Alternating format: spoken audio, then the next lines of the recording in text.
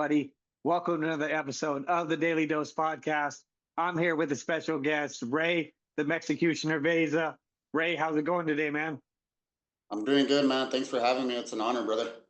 Absolutely, man. Thank you for coming on. Ray has a big fight coming up, Fightworld 40, right here in Albuquerque, New Mexico, at Revel Entertainment. How's camp been going, man? I always say that I always have the best camp to date, but honestly, this is by far my best camp to date so far. It's been, true blessings. I got up here to Borgs, and I'm training over here with Ray and all them, and man, it's all about leveling up over here, and it feels good to come up here and get a full camp in.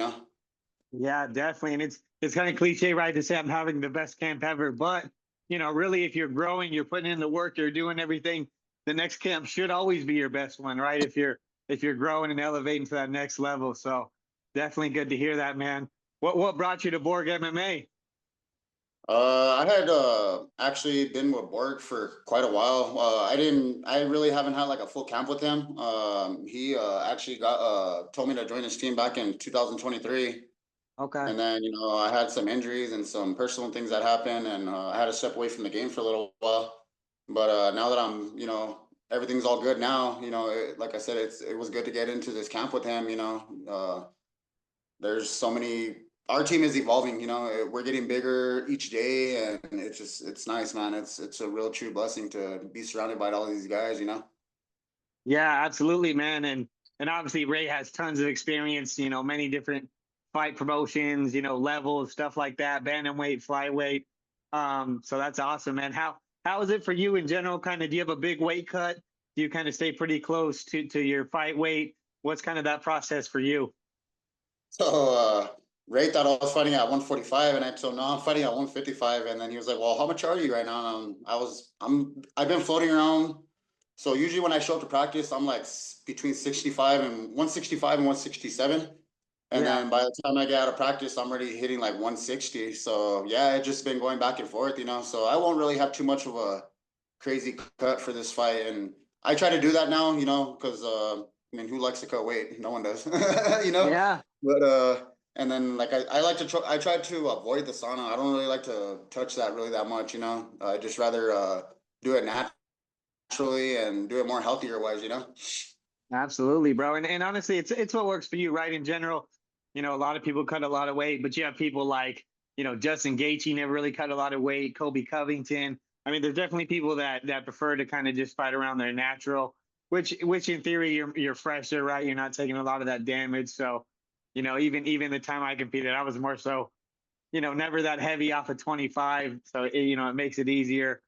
And it's like your opponent, who cares if they're draining 30 pounds, 40, whatever, like, they're going to lose a lot of themselves during that process as well.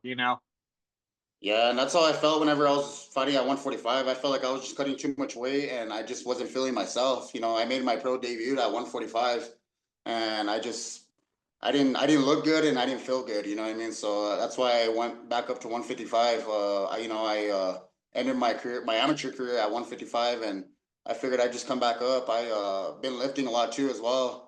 And I'm just trying to get my body bigger. For because them pro 155ers are big, like you mentioned, Justin Gaethje. That guy walks around probably like 200 plus, probably. Yeah, well, you know what I would say, and Gaethje was always kind of a little smaller, but I'd say in general, I want to say like Terrence McKinney, I want to say he was like 190. He says outside of camp, and he's a 55er. So I'd say a lot of those 55ers walk around anywhere from 175 to 200. You know what I mean? It's Yeah, it's pretty crazy. And then of course, obviously they dial it in camp mode and then cut the weight. But yeah, a lot of these guys, at the especially at the higher level, are cutting absolutely as much as they can, but like I said, feel it out, put some muscle on. It's kind of like the first time Max fought at 55, right? It was just like a yes, filler, kind of see what's up. Now this next time at 55, after he's had a few of them, we see the power he put on against Dustin. So, definitely got absolutely. to fill into it, see how it feels, but I'm sure you'll figure it out. Yeah, absolutely, man, for sure. So what's training like on a weekly basis? You guys have a pretty set schedule, certain sparring days, wrestling days, kind of what's the setup over there? Yeah, so Mondays we do striking. We'll do we'll drill at first, and then towards the end of practice, or towards like the half end of practice, we'll do sparring, you know, like kickboxing sparring. Yeah. And then today we actually did jiu-jitsu slash wrestling. Those are on Tuesdays. Right. Wednesdays just all technique, all striking technique. And then Thursdays are MMA sparring for those days. And what is sparring like for you these days? Are you doing more of this this newer generation of being smart about it, being more about the technique and everything? Or are you guys that old school, stand and bang and see who's the hardest in the gym? No, like Ray always tells us all the time, once we get into that door, our egos are all out the door. Don't get such a big ego. Put in the work. Because you got to have your hard rounds, but we're not in there trying to take each other's heads off. You know what I mean? I mean, for example, if someone does want to try to take someone's head off, they got to expect that back to them. You know what I mean? You spar as hard as you want to spar. But no, most of the guys in there, we all take care of each other, and we're still putting in the work. Getting the hard rounds in. Yeah, and for me, I always feel like it's more of a pace thing, right? As long as the pace is there, obviously to the legs, to the body, you can go a little harder. But, for me, it's like if you hit me in the head, whether it's 40, 50, 60, 90%, I'm definitely going to not want to put my head there the next time, right? So I think Yeah, it's definitely exactly. smarter as MMA has evolved. I think even the first couple of years when I was sparring was more like, fighting, especially when you're in the amateur sparring. It's like a lot of these guys kind of try and prove themselves or don't understand like how you don't want to leave it all out there in the gym, So it's definitely cool to see the evolution in general of, sparring in general at some of these big gyms have gotten a lot smarter. Yeah, no, it's definitely smarter for sure. We want How is to it have being like around Borg? Is he is a good coach? he's a very good coach, man. He like you said, he has experience, and he knows what he's doing. He's the same he just all the knowledge that he has, it's a blessing, for him to pass it down to us, and get us better every day, you know what I mean? And it's just I can't thank the guy enough, he's really helped out not only myself but all the guys that show up to the gym, and it's a true blessing, man. It's nice to have someone like him in my corner. Yeah, I mean, because obviously he's a good fighter. Like, nobody's going to doubt that. But it's not always easy for every fighter to transition from being a fighter to being a coach. You got to be patient. You got to be understanding. You got to be motivating in the right way. And sometimes I think even former fighters have too much ego, right? Where you see them like in the corner giving terrible advice. You know what I mean? They're Yeah. not really all into their. I mean, that's one thing that drives me crazy, fighter or not. Some of these corner advice sometimes with these guys, I'm like, are you even watching the fight, buddy? It's like, if you tell your fighter to breathe, like I think he's gonna breathe. You know what I mean? I think you could skip the breathing or unless he's panicking or a certain situation, right? But in general, I Yeah. don't think you need to tell him to breathe. You know what I mean? I always try and Yeah. let people know like one thing they're doing good, one thing to watch out for, one thing to switch up. A couple things, but it's always interesting when they're like breathe, here, drink some water, calm down. It's always like, man, do you even have any type of knowledge? But it's cool to see. Is there a pretty big pro team over there? I know you guys are growing. You guys have expanded locations. Of course, it's all the process and everything like that. So how's the team looking like currently? Yeah, man, we got some pro fighters in there. I can't go off of my head on how many we have, but we are Yeah. starting to get some more pro fighters coming in to put in work with us. So that's good. Not only for myself but the other pro fighters around there. Because we're getting more pro MMA fighters in there to get more different looks. Right. Now that's awesome. And I know you've been staying in Albuquerque. Has this just been for camp? Are you still living in Socorro as far as outside of camp? So I haven't really brought out this news, but I am actually moving back up here to Albuquerque. I did land a job over here. There you Um, go, brother. so Congratulations. thank you, bro. I appreciate that, man. Yeah, man. I always had love for my hometown, and my community over there, but I gotta level up, man, and that's what I'm gonna do by coming up here to Albuquerque, and I'm gonna stay at Borgs. That's gonna be my team for the rest of my career, Yeah. and got this really awesome job of mine too. Shout out to my boy Ozzy. He's the one that got me that job. So right after this fight, it's going down to business, and stacking up that paper, man, and just I'm trying to build a better life for not only myself but for my daughter. I want her to have 20 times better life than I ever had. You know what I mean? And it's just that's the main goal, man. Is just to make sure that she's okay, you know, and she's taken care of. You know. Absolutely, bro. And yeah, it's like you'll always have love for your hometown, of course. But if you get to that point where I'm sure it's like that for you, where you're the best guy in the room out there, you're only going to get so far, right? It's fine. It's cool to be with the boys, but you need to be the hammer and the nail. You need to be learning. You got to be around those guys that are truly going to push you. So, I'm glad you're taking it to that next level. Take us back a little bit. What was life growing up like in Socorro for you? It was um I had different, emotions of it. You know what I mean? I've had my bad times, I had my good times, and it just the community there, they're very good. They're very good when it comes to supporting. Throughout my whole career, I always had people show up to my fights. Buy shirts for me. Hey, you need help with camp. You need help with this. So it was nice to live there, but you eventually grow out of it. Because like you were explaining earlier, you got to come up here and level up. There's levels to this game. There really is, and a lot of people don't realize that, and they won't realize it until they're getting put into a situation where the levels are going to be showing. Absolutely. I mean, we see it in the UFC, right? Where guys get to the UFC and they probably shouldn't have with the small team they have. They stay at home and then they get someone who's a real guy training at the highest level, training at an ATT, a Jackson's, a Borg, somewhere it's a top level camp, and then it's a bad night in the office, right? So, yeah, it's Yeah. definitely good to get out there and kind of start evolving now. Yeah, no, for sure, man. And I'm proud of the guys there in Socorro right now because actually, as soon as I left, the team started getting bigger over there, and that makes me happy, man. I was going out. I wanted to start MMA or combat sports again in Socorro because it was big at one point, and then obviously everyone had lives, had started families, so that we all went our separate ways.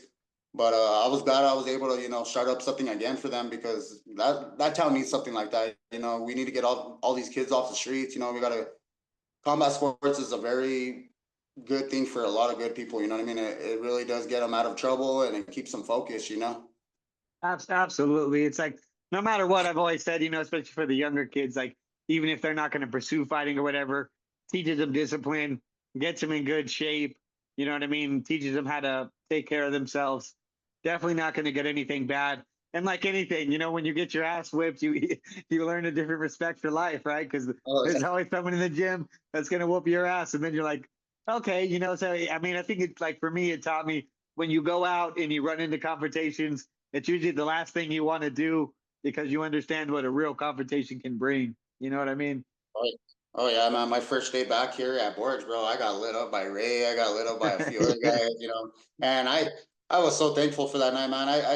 I even told myself, I'm like, man, I needed this really, really bad. I needed to get woken up, and I'm a pro now. You know what I mean? I may not have this. Barely is going to be my second pro fight, but this is where it counts. I can't turn. You know what I mean? I can't turn back on. Like it is like an amateur. You know what I mean? Amateur, you learn. That's where you learn. You're not really losing. You're just learning. But now when it comes to the pros, that like I said, that's where it counts, man. And I gotta rack up all these wins, man. Because the time frame right now, I'm 32 years old right now, so I gotta go now or it's never. And I want this so bad, man. I want to make this into a career. Hopefully I make it big. That'll be nice, man. Be nice to get on the big stage and fight in front of the whole nation. Absolutely, bro. So you're looking to stay pretty busy this year if all goes to plan. Yeah, I do plan on fighting one more time after this again. I'll probably do another jiu-jitsu match. I like to stay busy with the jiu-jitsu matches, just stay on top of everything. But yeah, Yeah, I do plan on absolutely. fighting one more time this year, towards the end of the year, and then we'll get it cracking for next year too. More fights definitely for next year.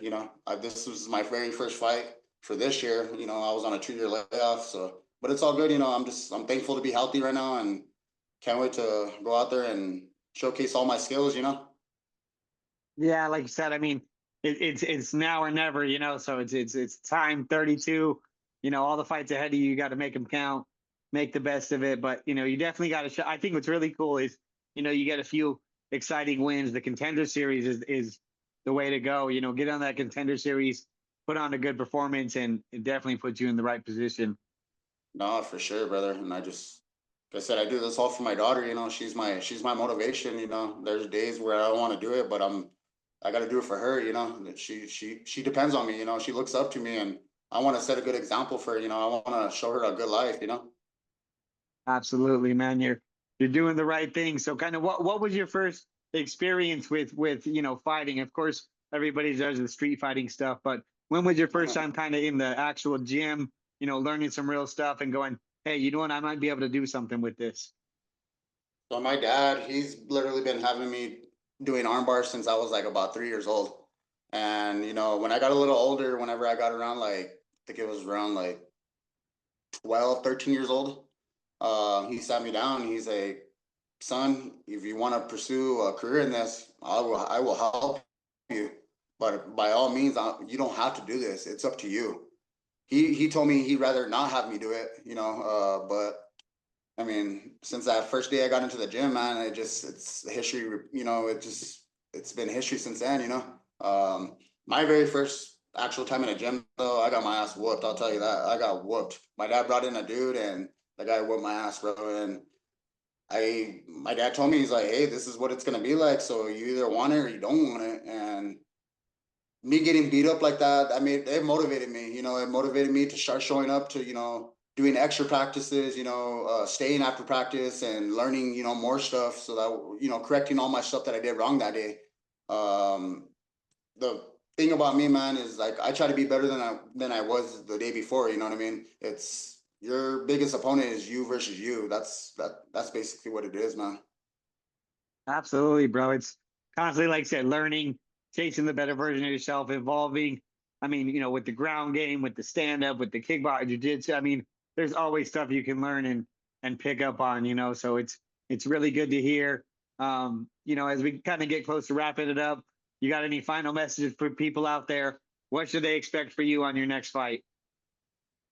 It's just gonna be a more improved Ray Vaiza. A lot of people know that I bring a lot of violence into my fights, and I plan on doing that even more now. But as a more complete mixed martial artist, so now you know what I mean. I'm like I said, I'm training with Borgmma, and I'm just leveling up every day, man. And it just there's days where like I feel like I didn't do good that day, but it's all right though. Like I said, I'm gonna be better the next day. I'm gonna improve. I'm gonna improve my mistakes. And yeah, man, I'm excited to get out there and handle business, man. I just like I said, I want to keep racking up these wins, and I want to get somewhere with this. Absolutely, bro. Definitely look forward to it. Keep leveling up as you kind of start cruising towards the end of camp. It's kind of like all the hard work is put in. So end it on a smart note, manage that weight. You know what I mean? Keep doing your thing. We definitely can't wait to see you out there. Fight World 40, Saturday, August 9th. Ray, the Mexecutioner Vaiza.